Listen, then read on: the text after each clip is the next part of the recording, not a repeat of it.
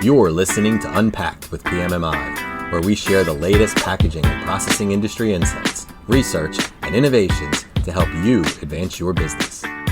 Hi, and welcome to an Exhibitor Series episode of Unpacked with PMMI. I'm your host, Sean Riley. In this episode, we sit down with the Chief Editor of Packaging World, Matt Reynolds, and Director of Custom Research at PMMI, Rebecca Marquez, to explore why trade shows still matter in an AI-driven world, and how businesses are balancing automation, workforce challenges, sustainability pressures, and ROI in a rapidly changing market. Let's have a listen. So with all the fancy introductions out of the way, welcome to the podcast, Matt Reynolds and Rebecca Marquez. Hi, thanks for having us. Oh, the pleasure is all ours.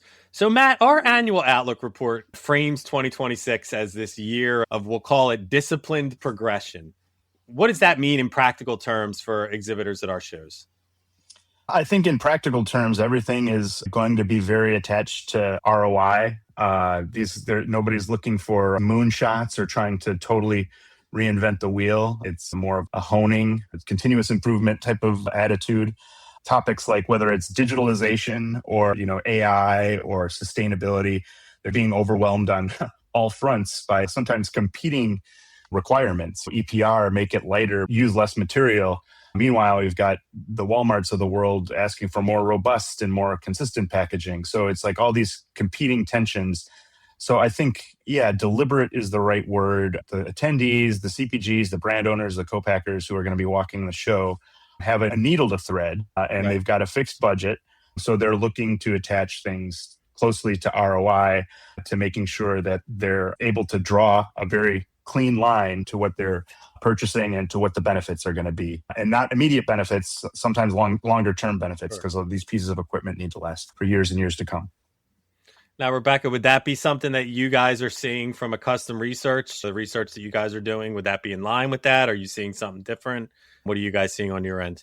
No, we actually are seeing really similar things in our own data. And I would say that for both custom research, which is proprietary for either our members or anyone we're working with, or business intelligence.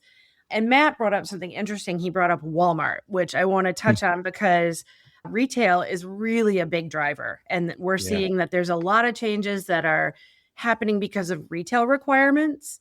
Not that's the only thing. Sustainability is also a driver as well. But we're really noticing that retail is up and coming as a driver for changes, for innovation, a driver behind sustainability itself. We're noticing that in a lot of the data that we're capturing. Okay. Yeah. Walmart, when they move, the market moves. And it's not just Walmart, it's Costco, you name it. That kind of leans further into the e-commerce side of things. It's a unique channel compared to on the shelf.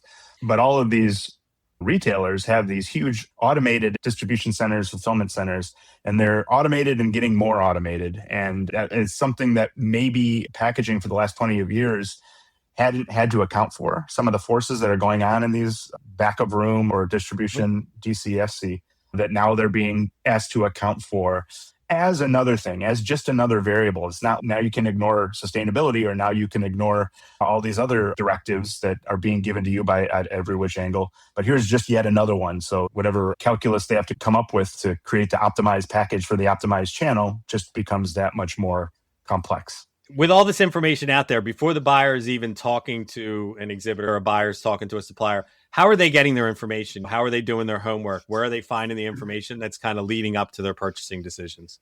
We hope Packaging World magazine, but that is one of many channels that are available. Google has become the household word, but even that is changing in the AI era of generative AI. And we're having to change the SEO on our articles and everything to make sure that the various AI systems, whether it's Claude or ChatGPT or whatever, are picking up our content because we have our ear to the ground.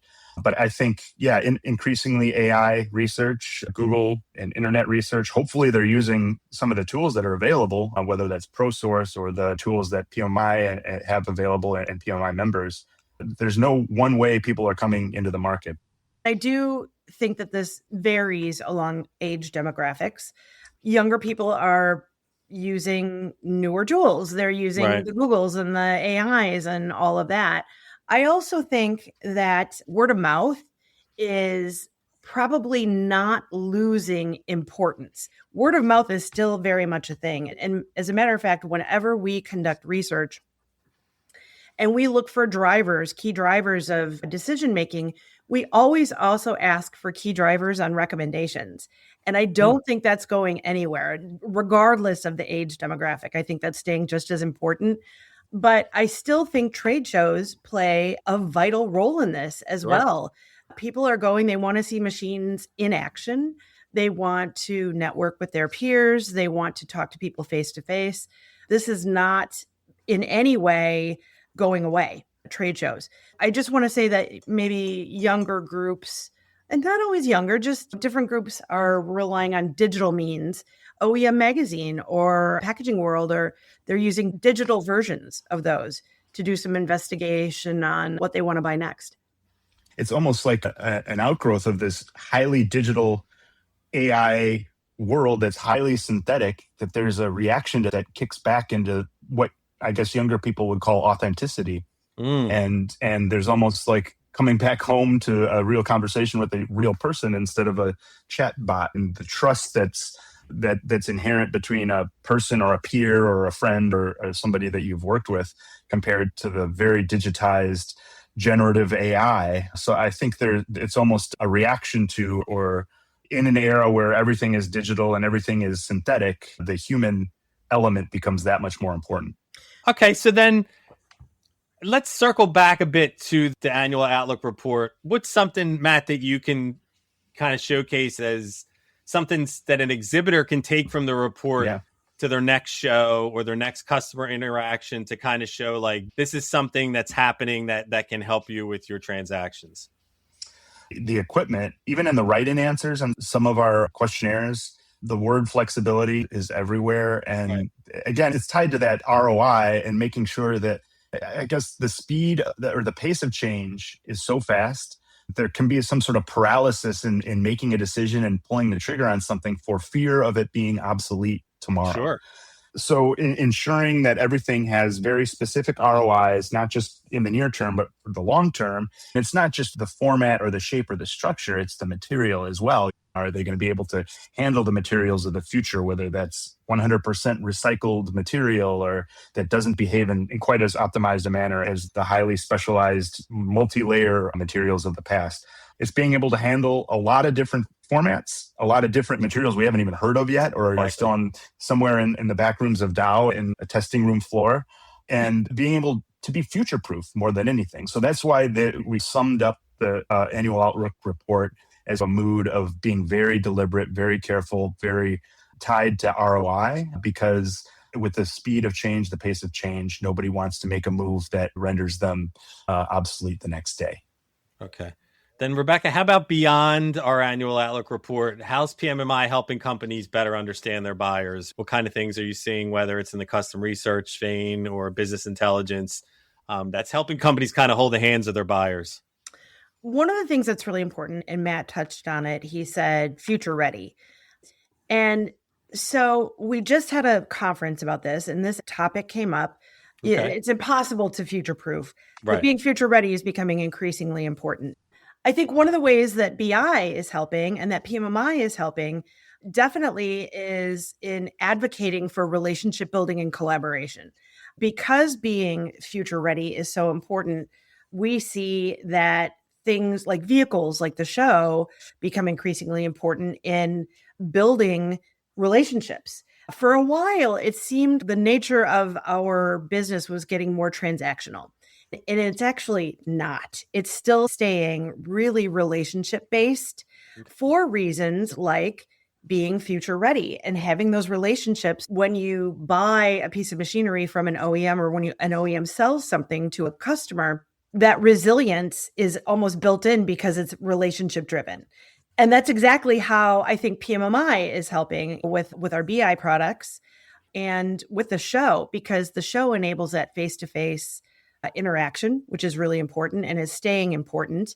And then with PMMI, with our meetings, where we bring together our members and their customers to discuss real life problems. We do this at the show with our Vision 2030 sessions, and we do this in meetings throughout the year too. So we're really trying to push that collaboration among OEMs and their customers. Love that. This has been great. We've covered a ton of stuff in the short time that we were talking, but one thing that we haven't touched on yet, which I have to think is going to be an issue in anything that has to do with our industry, is the workforce. There's not enough labor. There's not enough skilled labor. It's impacting how end users and customers are doing their business. It's impacting how the machinery is being built. So what are you guys hearing out there, and what can we do to help the exhibitors and help the buyers when it comes to things with the workforce? Yeah, this was actually a whole chapter of our annual Outlook report on workforce and labor and the shift that's happening right now. And we're at that threshold moment. Imagine a car of the 1980s and 90s, very highly mechanical, belt-driven, kind of that a good mechanic, a mechanic who's been working on those Chevrolets and those Fords for 50 years, has all this tribal knowledge on how to fix. There's fewer of those types of mechanics as the cars have become Teslas or gas-free e-vehicles and so on, and everything that was mechanical is becoming computerized. I think that's a similar shift is happening that doesn't necessarily require that journeyman artisan type of mechanic any longer. It requires an operator with a different skill set. So it's a bumpy road as we're making that very slow turn, turning the Titanic. As you walk the show, you're going to see a lot of servo motors, and you're going to see a lot of linear servo transport shuttles and all these things that weren't part of the highly mechanical age of the past. The results of the AOR say that skilled labor is really hard to find. 55 to 60% say it's very difficult. I think the scale was anything from not difficult to very difficult, and most said very difficult. And the more skilled the labor is, the harder it is to find. And retain. Yeah. And retain, yes. So that's another thing, is the merry-go-round of the folks that are spend 6 months to a year at one position, and because of the dearth of labor, can easily be wooed away to some place down the street to make a little bit more, to have a little better hours. So retention is huge too. That's how the tribal knowledge is gained. That's how the systems are learned and so on. But brand owners are looking to automate their way out of this in some senses. And automation, there's a strange dichotomy in that the brand owners, the CPGs, are asking for simpler equipment that is more accessible to, let's say, those that don't have an MIT grad degree to be able to operate. But simpler equipment for the OEM, for the manufacturer, is a lot harder to make, because making it something intuitive, everything that happens underneath the hood and all the flexibility and all the adjustability, like I said, the flexibility to move from SKU to SKU, from material to material, all that is really hard to build and really expensive. But what the output that a lot of the brand owners are asking for at the interaction at the HMI is going to be something that's a lot more intuitive, maybe AI as part of a co-pilot in the HMI, so that the operators aren't writing ladder logic. They're using human language to ask the machine to do something. It's this odd dichotomy between the simpler equipment, or apparently simpler equipment for the user, actually is a much more difficult task for the machine builder. Yeah, not everyone can invent an iPhone, right? That's super intuitive. We're finding the same thing. Actually, workforce is something we talk about all the time at every single meeting, in almost every single paper that we put out. It is really challenging to find skilled workforce, and it is really hard to keep them. And there is starting to be a loss of tribal knowledge with people retiring and leaving their positions. And so what we find is, yes, brands are looking to automate their way out of this, but they're also looking to balance that automation and the people that they have. And they're looking for things like built-in training. And Matt, you mentioned they're looking for things that will take human language to diagnose certain problems that are easy, things that are easy for the operator to use and find out what's going on. I know that there are some concerns about automating people out of the workforce, and everything that I've heard so far, that's not completely it. Brands want to leverage the people that they have using new developments in automation, and possibly letting them upskill too, so they can do more important things. They do want to automate simpler tasks, repetitive tasks, and let people take on more decision-making roles, things that they have to think about more, rather than putting a peg in a hole or a box on a pallet or something like that.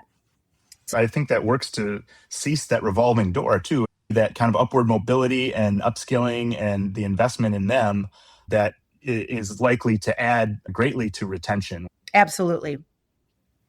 Yeah, I would say that's a good button to put on our discussion. Thank you both for taking time out of your day to come on here with us. Matt, I want to thank you. You're welcome. And Rebecca, I want to thank you. You're welcome. Thanks for listening, everybody. See everybody in Chicago at PAC Expo. See you there. Thanks for listening to this episode of Unpacked with PMMI. If you liked what you heard, be sure to follow or subscribe on Apple Podcasts, Spotify, or wherever you listen. That way, you won't miss any of the industry insights coming your way. While you're there, we'd really appreciate a rating or review. Want more? Visit pmmi.org/podcasts for all of our past episodes and additional resources. Thanks again for tuning in. I'll see you next time.